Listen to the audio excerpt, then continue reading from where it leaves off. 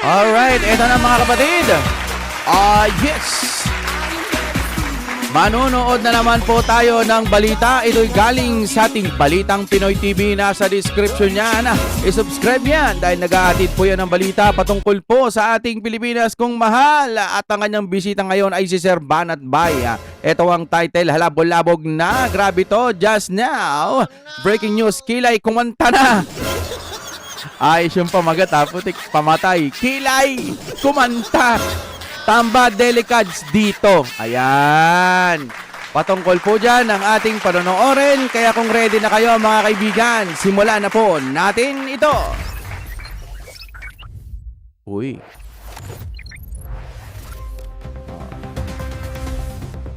Mukhang maganda yun Kung gusto nyo naman ng mura na at mabilis na internet, nandito na ang Fiber ni Juan. Maaasahan. Yeah. Kaya tawag na. Baka meron na sa inyong lugar ang Fiber ni Juan. Alright mga kapatid, simulan na po natin ito. Aside from that, sinabi niya merong ginagawang parang paninira o demolition job tungkol sa kanya at yan ay nanggagaling sa kamera. Yun! Di ba? Gago! O, kayong mga tamba. Ikaw talaga, alam mo, una mong tinarget si VP Sara Duterte, ngayon naman si Escudero naman, ako talaga. Iba ka talaga. Pagka, hindi, alam mo, ito kasi si Tamba. Pag ito, hindi nasusunod yung gusto niya, para itong spoil brat. Pag hindi natutupad yung gusto niya, aawayin niya. Hula ko lang ito. Kaya nagkakaganyan siya. Inapoint kasi ni Cheese si Marcoleta sa Blue Ribbon. Alam nyo naman yung Blue Ribbon. Magkakaalamanan kung sino ngayon yung mga magnanakaw sa gobyerno. Kaya siguro, sa aking pananaw lamang, kaya nagkakaganyan si Tamba. Kaya si Cheese, pinag-iinitan. Okay, sige, maganda to. Hindi natupad yung tinabla na nga ng Senado yung PI, tinabla pa itong impeachment. Narito ang Balitang Pinoy Pinoy TV. TV. Yeah. Magandang araw po sa inyo lahat. Ako po si Banat Bay at ito na nga Alright. matindi ho ang ating pag-uusapan ngayong araw na ito. Nako po, grabe hong bangayan na nangyayari ngayon. Dinaig pa ho yung pautot ni Torre. Ito, mas matinding bangayan to. Ako, natutuwa ako dito kasi basta papaliwanag ko sa inyo kung bakit nakakatuwa ho ito. Hoy. Kasi ngayong araw na ito, maraming nangyari. Pero ito sa akin ang feeling kong highlight nito Yung sinabi ni Escudero na ang impeachment finis na. Kalas. Sabi nga ng mga Arabo, kalas. Okay. So, ibig sabihin, bukod pa yung sa sinasabi ko. Ngayon, dahil sinabi ni Chase na finish na, wala na, ngayon si Tamba nangaaway. Kung sino pa yung isinusuka ng taong bayan, hindi naman gusto ng taong bayan. Mga away, Hindi naman siya binoto ng nationwide. Wala nga siyang kalaban kaya nananalo Tapos ngayon, sino ka? Sino ka ba? Buti wala ka naman. May pera ka lang pero wala kang bilang, di ka mahal ng mga taga-lugar ninyo. Mukhang hindi ka nga mahal. Yun lang ang sa akin Finis na nga. Oh Pangalawa, my dear. aside from that, sinabi niya merong ginagawang parang paninira o demolition job tungkol sa kanya at yan ay nanggagaling sa kamera. Yun! Di ba? Gago! Para na pala siyang minumulto ngayon. Hindi niya na alam kung sino mga kalaban. Ang hirap niyan. Baka di ka makatulog niyan. Sa mga ganitong mga buwakaw sa kaperahan, alam mo, ang parusa dito, hindi lang dapat kulong no? Kasi pag kulong, maghahari pa sa kulungan yan. Di ba? Kayong mga Tamba.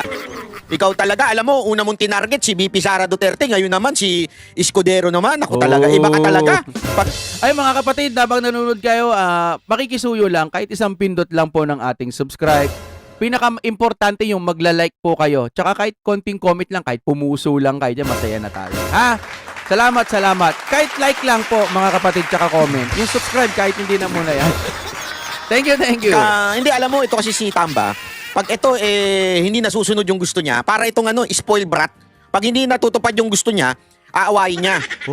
Hindi natupad Grabe. yung tinabla na nga ng Senado yung PI, tinabla pa itong impeachment. Kaya naman, gusto nga, tila gusto ata niyang patanggal sa Senado bilang Senate President itong si Chis Escudero. Biglang ganun mga kapatid.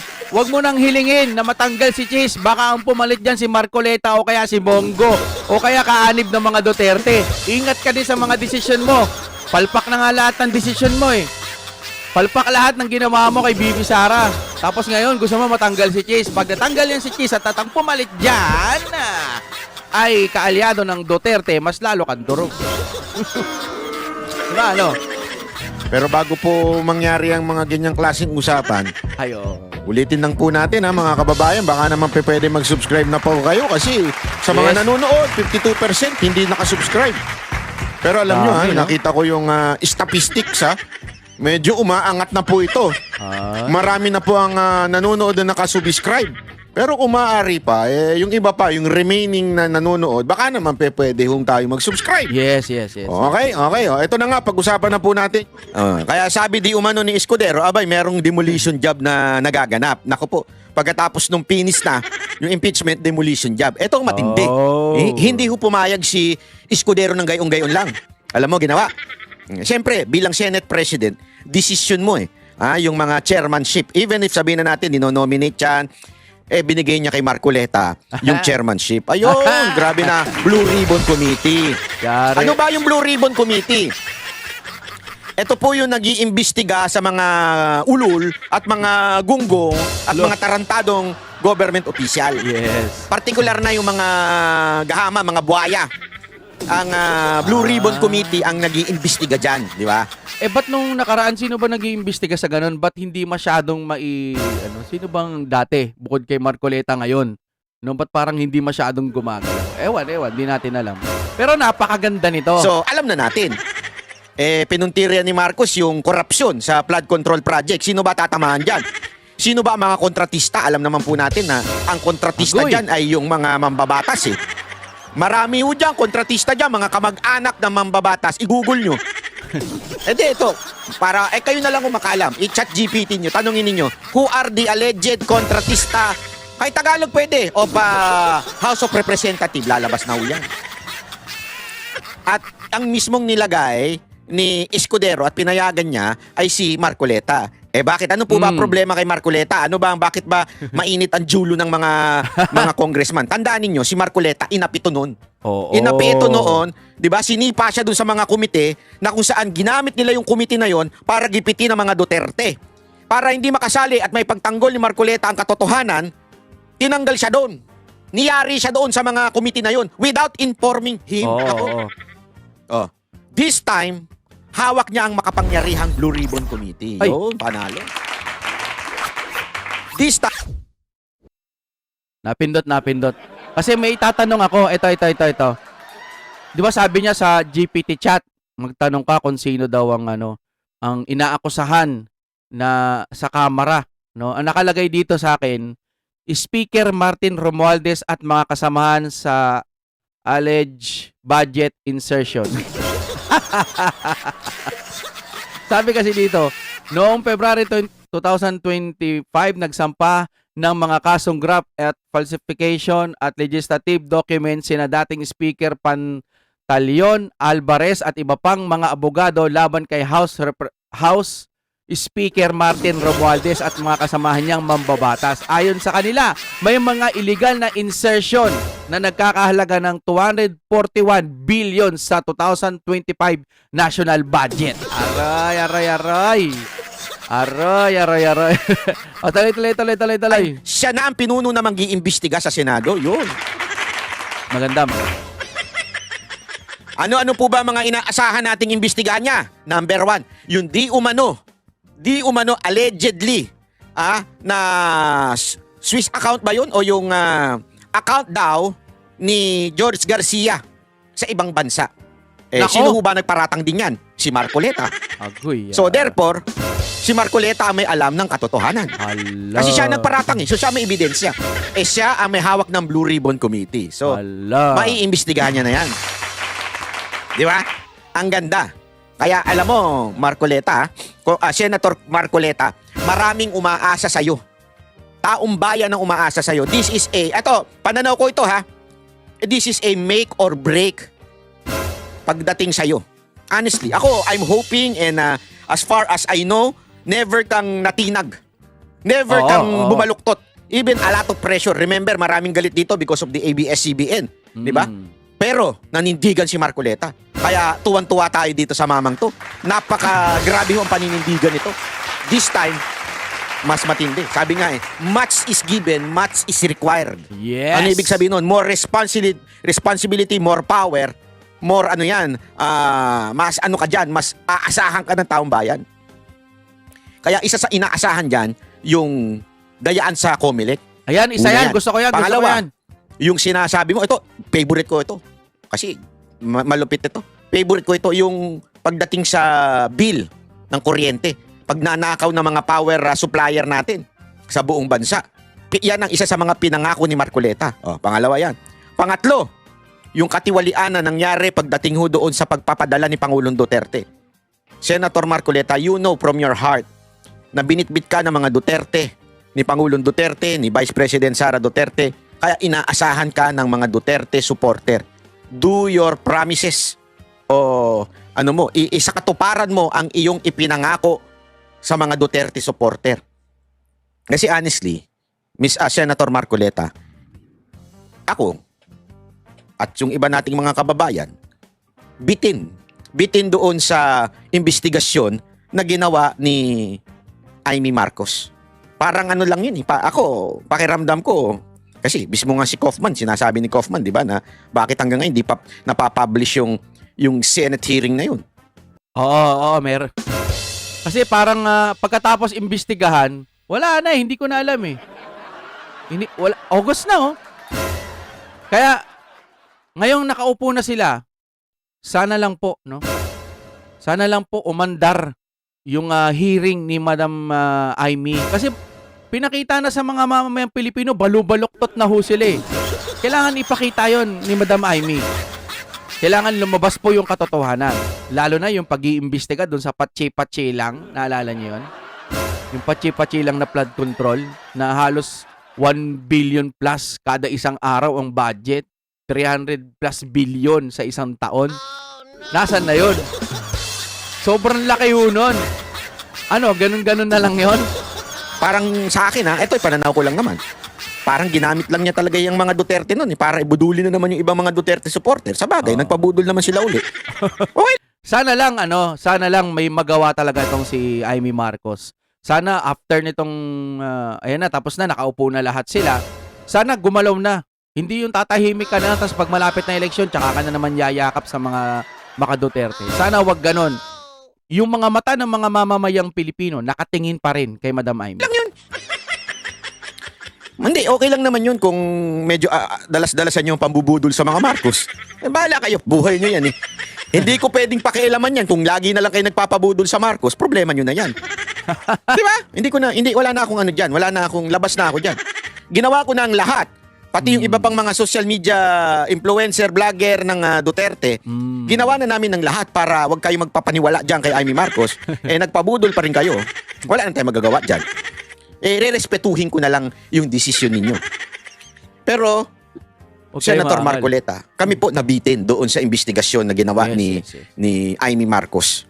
Kaya sana, imbestigahan nyo pa ho ito. Lalong-lalo na yung naganap na circus dyan sa Rizal Memorial ni Torre.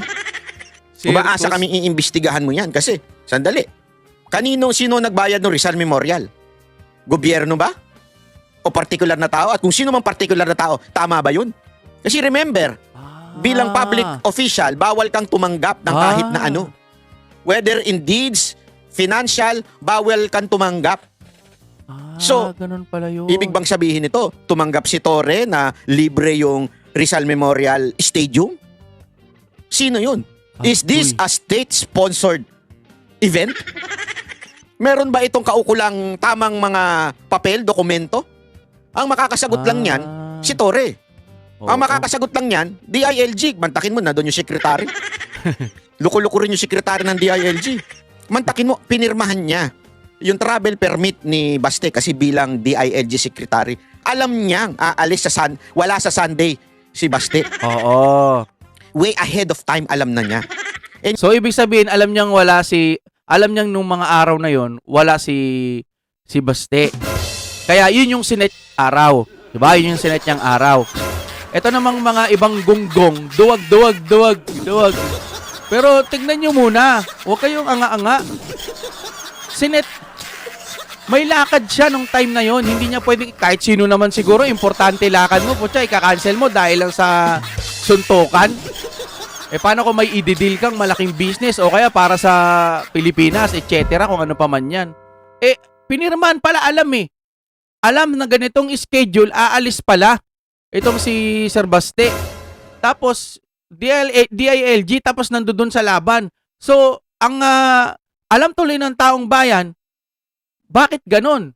Ikaw nag-set ng date, ikaw ang umagri sa lahat, pati venue, lahat, ikaw lahat Hindi mo lang kinonsulta yung isa.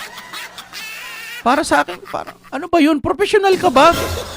May nabasa nga ako, sabi niya, paglaki daw ng anak niya, hindi niya hayaan maging ganong klaseng tao. Kaya bata pa lang daw, tuturuan niya na ng mga magagandang asal, yung mga basic, para daw, pag halimbawang dumating yung time na maging pulis o kaya ano pa man ang profesyon niya, hindi siya magiging katulad kay Torre. Sabi ng gano'n. Nabasa ko lang po sa Facebook yun, no? O yun, mga kapatid, no? Kung maliliit pa mga anak nyo, turuan nyo na ng magandang asal. Para po paglaki, yung pagiging profesyon niya, halimbawa, pulis, talagang kagalang-galang yung dating. No? maganda yun, maganda. Yet, pumunta pa rin siya doon. Magandang tanongin niya ni Marcoleta. Tama. Mr. Secretary, how come you sign a document and yet you were there? Oo nga Are you fooling yourself or are you fooling us? Hindi, Senator Marcoleta, magandang itanong mo ito, ha? Siyempre, yung ibang English mo.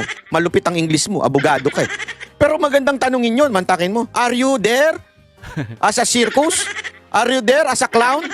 You know from your heart that Baste is not there because pinirmahan niya yung travel permit niya. How come you went there? At magpalakpak-palakpak pa kayo doon? Are you fooling the Filipino people? Sino ang tumanggap ng gift? Kasi sabihin na natin, hindi pera yung tinanggap nila para marentahan yung Rizal. Don't tell me, sabi nung Rizal, hindi, libre na.